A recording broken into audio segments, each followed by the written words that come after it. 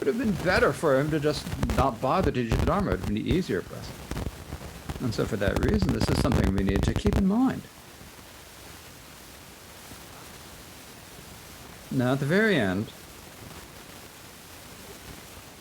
the way the Buddha was passing away, he said to all the people around him, now if you have any questions, do you have any questions left? He said this 3 times. What doubts and questions do you have? He said, I'm going. So if you have any questions, what questions do you have? Tell me. And after he said this 3 times, then at that point, everyone was just completely silent. Everyone was like so sad, and they were unable to say a single word. Forget about questions, they just couldn't say anything. They couldn't say a word. And so at the very end, the final words of the Buddha were,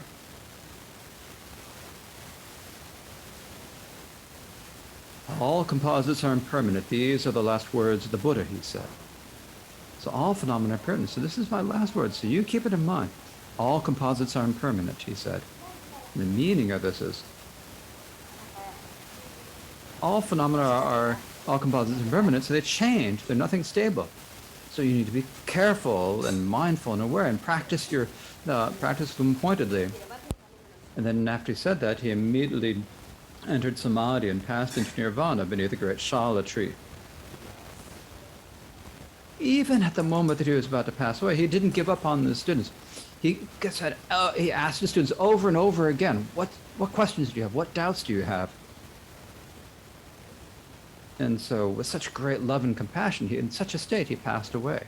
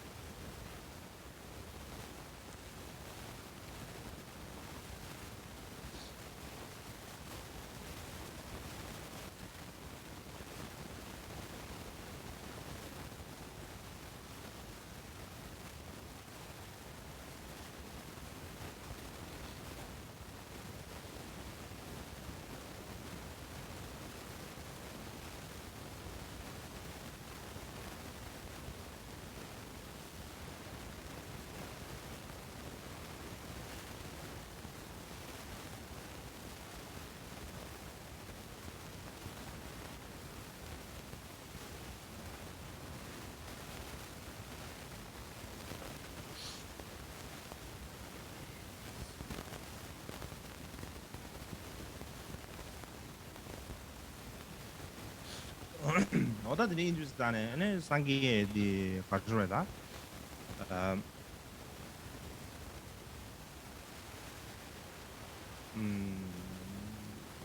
Gonu gezu tamba. Gonu gezu tamba Hindustane, ene. And so the Buddha reached the age of 80 and then passed away. And the people who took care of his remains were the people of Kushinagara. And among them these were the mallas who took care of they offered flowers and nice scents to the remains, and eventually then they cremated so basically you can say they cremated the stupa, that cremated his remains. And then the remains of his bones, and we would call these relics, right? But basically these were the remains of his bones.